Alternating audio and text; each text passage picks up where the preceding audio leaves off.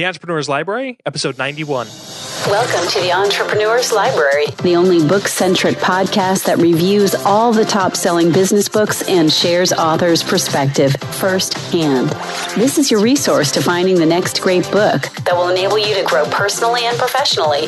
Welcome your host, Wade Danielson. Welcome back to the EL. Today we have Erik Fisher, author of Hit the Mark. Improve your focus, boost your energy, make the most of your time. Welcome, Erik, and thank you for joining us on the Entrepreneur's Library. Thank you for having me. It's a pleasure to be here. Absolutely. Will you take just a moment to introduce yourself and tell us just a little bit about you personally? Sure. People may know me from the internet as a person who writes podcasts and is community manager over at Social Media Examiner. I podcast at beyondthetodolist.com, and the most recent book I co-authored was Hit the Mark. Excellent. Thank you for sharing that. And what's the name of your the other author? Jim Woods.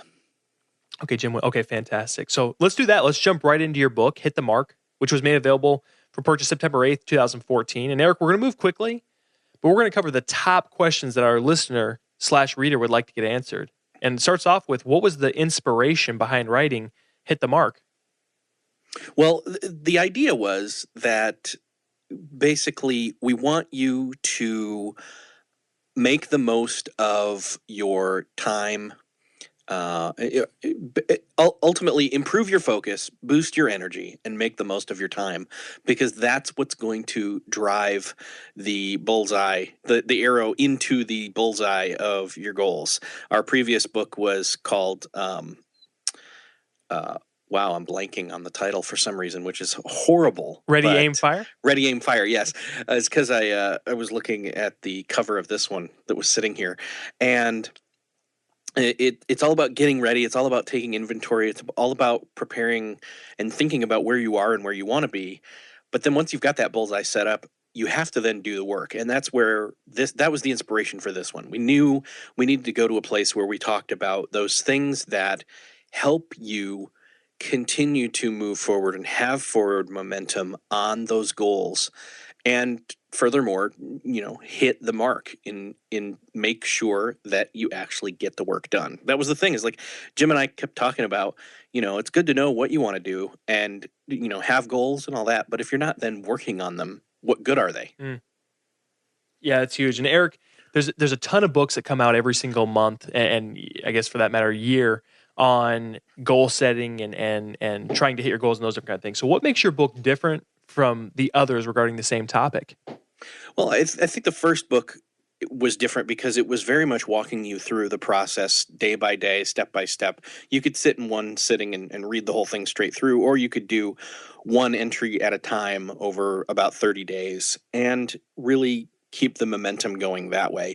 Then the second book was different because there's really not another book out there that's talking as focused as this one is about doing your work and continually doing it even when you don't feel like it, that you can improve your focus and to be able to make the most of your time and to boost your energy. I mean, there's a lot of them out there. There's some that are about, here's how to have more energy. There's some that are out there that are about, here's how to focus. That's the newest fad, at least. And there's always been time management books, but this is one that's taking those aspects that kind of overlap of those three things, focus, energy, and time, and working with them together helps you to apply them to literally doing your work. How would you suggest the reader engage with your book? Is this one they should start from the beginning and read all the way through, or is this one that they can jump in, jump out, cherry pick information as needed? Honestly, I think you just need to read through the whole thing straight through. It's a fairly quick read if you sit down and do it. There's actually more words in this one. It's actually fewer pages, but more words than the last one. So it's, again, you could flip through the index and jump in and just say, oh, discipline, or, oh, the morning commute, or use your weekends, different things like that, multitasking. Yeah, you can have stuff that'll stand out to you and you can jump right to it. But honestly, you need to just go through the whole thing and then bookmark or highlight or dog ear digitally as you go, and then come back. Excellent. So, Erik, this is my favorite part of the interview, where I want to just, hand over the I guess the proverbial mic and allow you to take the next 5 to 10 minutes to really take us through your book, give the future reader a great breakdown of what they can expect from your book. Will you do that for us? Sure. So the idea behind the book, and again, I kind of prefaced this already, was this idea that you have work to do. Okay, we all have work we need to do. Whether you're sitting in your home office working, you're at a coffee shop working, you went to that coffee shop to get a certain thing done, right? So there's no point in going there and wasting that hour and getting 10 minutes of work versus a whole hour or more. If you can be more focused and you can get more done outside of the office or even in your if you're in a corporate world, if you're in conference room or your cubicle or whatever you want to call it, there's something you need to do. And if you know what it is you need to do, then that's good. That's great. Knowing's half the battle, like they say on G.I. Joe. But doing is the other part. You have to do. And so the thing is that sometimes we don't feel like doing. Amateurs are people who only do work when they feel like it. And so there's times where you don't feel like working or don't want to work or don't have time to do the work or can't pay attention to the work. And as you listen, you'll hear that I just basically described lack of energy, lack of time, and lack of focus. And so as we go through the book, we talk about where energy and time intersect for focus so that you can find your sweet spot and you can assign the right amount of time and energy to each task at hand so that you can focus and then get actual work done. So, and the problem is because often it's blurry. You've got so many different roles or tasks as a person that because everything's disconnected and interconnected at the same time, everything kind of domino effects or can negatively affect different things, So if you have low energy, that can negatively affect your focus, or if you're not effective with your time or you only have a couple minutes, you might not be able to focus and get your stuff done. So ultimately, if you're going to make any impact on these things that you have to do, that you need to get done, you have to focus. And the problem is we often choose not to. We don't know how to, or we don't choose to. In other words, and I've been thinking about this a lot lately, and in fact, one of my more recent episodes, I was talking on my podcast with somebody, and we were talking about their work ethic and they were talking about the absolute yes, that they will say yes to something and make it an absolute yes, and then they're committed. And that's the thing, is that oftentimes we've not fully committed to the things that we have to do or want to do enough that when it comes time to procrastinate and do some of the stuff that we need to do but don't feel like doing, we let it slip or we let it slide. And if we can conjure up, not in like a witchcraft way, or a magic way, but in a, if we can muster up, I guess I should say, the motivation or the determination or the willpower from a sense of different aspects, whether it's internally motivated or externally motivated, to know, oh, you mean this stack of this digital stack of emails sitting here in front of me has to be answered because it's, and if you can draw the through line from doing those emails to accomplishing that end goal of what it is you really want to do, and you can see the correlation and you can see the end goal coming to happen, and in effect hitting the mark because you're doing those emails. And I'm filling in emails as mundane task that as an example of a mundane task that most people have to do these days, so to speak. And so if you can see that task at hand that may not be the most fun thing to do in the world, but it is something that's a necessary evil, if you will, and worthwhile to do, and you know why it's worth doing, then you can actually do it even when you don't feel like it or are having a hard time focusing in on it. Now, that's just one part of it. That's just the part of, attention Um, one of the things that you need to do, though, is you have to also kind of swat or bat these distractions away as well. And we talk about that a lot, where there are these different things, mental distractions, where either you look at what somebody else is doing and you compare yourself to them, and then you feel somewhat defeated before you even start, or in the middle of doing the work before you even finish. You watch others do their work and reap rewards from their work without doing your own, so that you can, because that's the thing, is it's not a competition. It's a cooperative learning experience between everybody, really. So if you divide your focus into all these different people and you pay attention to them and you're focusing on them, then you're not doing the thing that you need to do, which is to focus in on yourself and do your work. Another part is we talk about focusing on your strengths. A lot of times we navel gaze and look down at ourselves and what we aren't doing or how we can't do something, and we forget about our strengths. We don't remember that we've already gotten to a certain place or made a certain, plateau of accomplishment, and we know what we're doing. We know how we got there. And by focusing on our strengths, what we can do, and intentionally practicing and putting time in on that in terms of the development of our skills and natural talents, that we've then able to move forward into success in that way. So, and again, we move into, talking about dealing with distractions, what motivates you so you can bust through and blaze past those distractions, helping you to talk about, it's a lot of self-talk. It's a lot of internal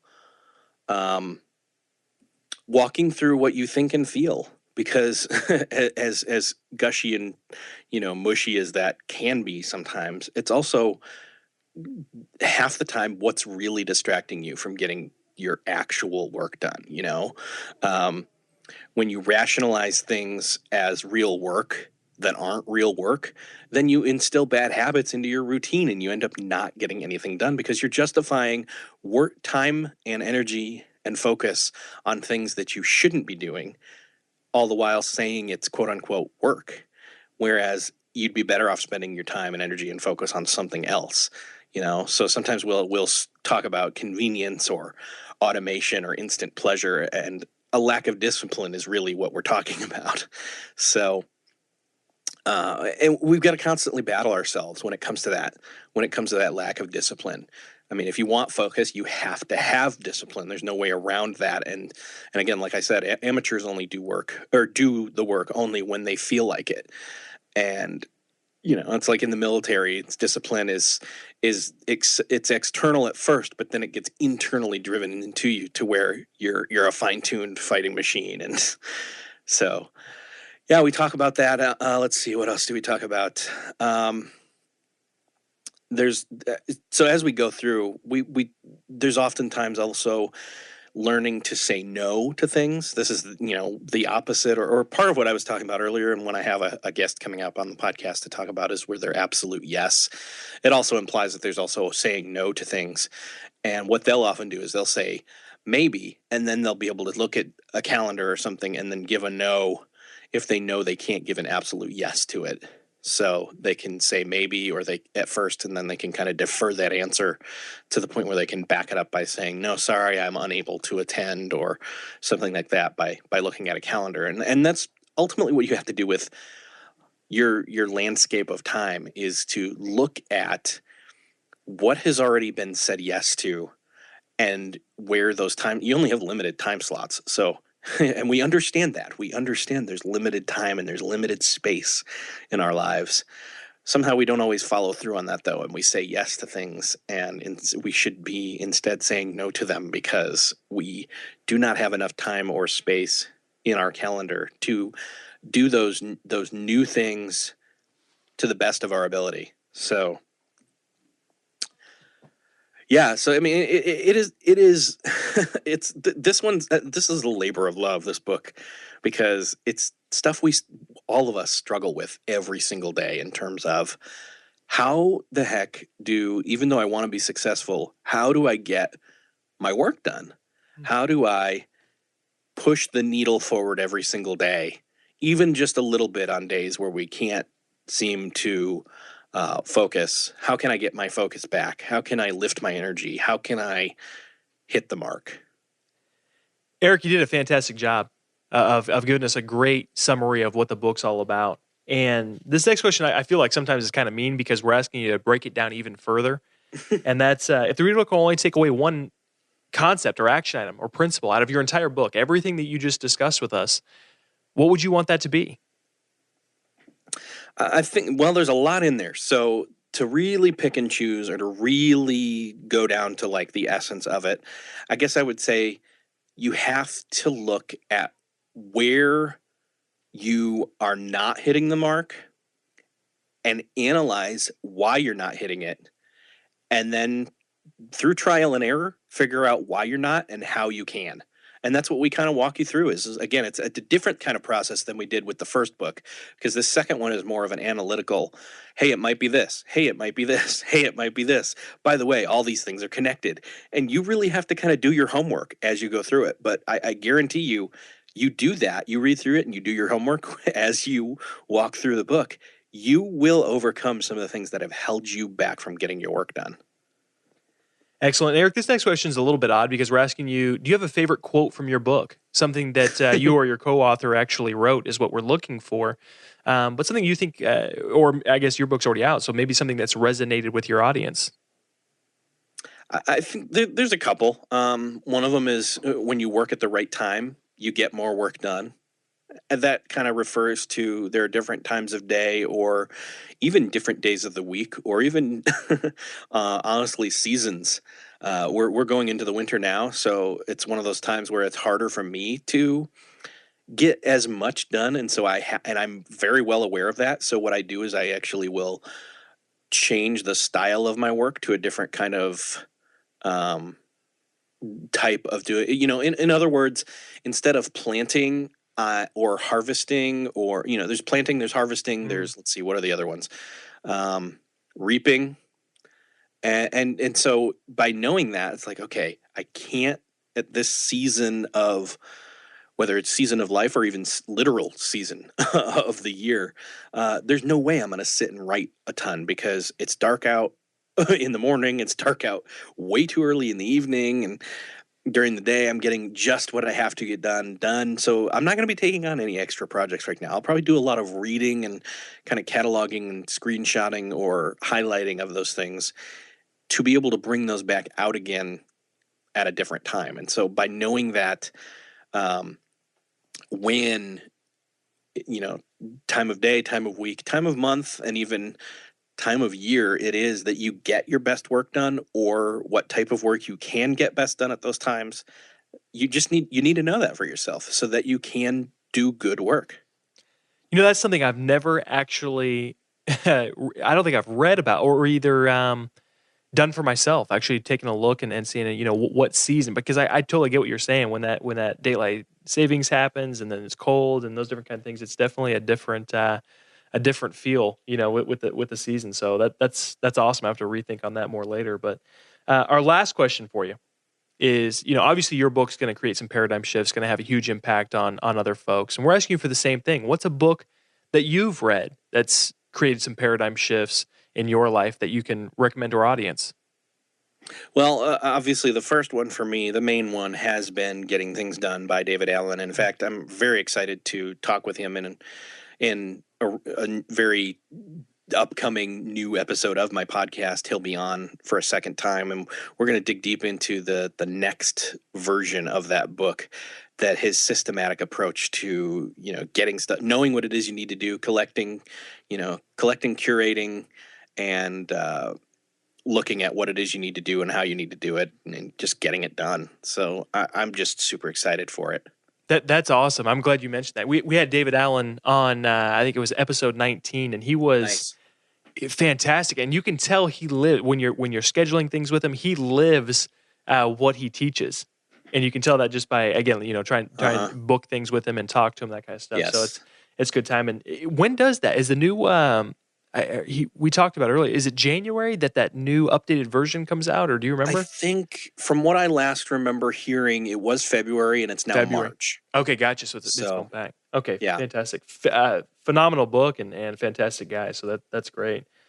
And Erik, before we depart, can you recommend the best way for our listeners to not only get more information on your book, but also you? And I preface this to authors all the time is this is not this is the opposite of a plug-free zone. This is a plug-away zone. So please tell us about the podcast, the blog, everything that you have going on, some of the stuff that's coming up, and anything like that. Well, if you want to catch that upcoming new episode with me and David Allen, you'll go over to beyondthetodolist.com is where you'll find it. If you want to find this book that we've been talking about, you'll go to beyondthetodolist.com/focus. And you can hit me up on Twitter at twitter.com/Erik with a K, the letter J, Fisher. Awesome. Erik, thank you so much for coming on and sharing your book with us. This was a ton of fun. Thanks for having me. I love talking about this stuff. Thanks again for joining us today on the Entrepreneur's Library. If you'd like to get more information on Erik Fisher or his book, Hit the Mark, just look at the show notes at the elpodcast.com. Looking for your next book idea? Head over to the elpodcast.com, where Wade shares his amazing resource, the top 10 business books recommended by over 500 entrepreneurs, with you for free. That's the elpodcast.com. Till the next time, keep it on the EL.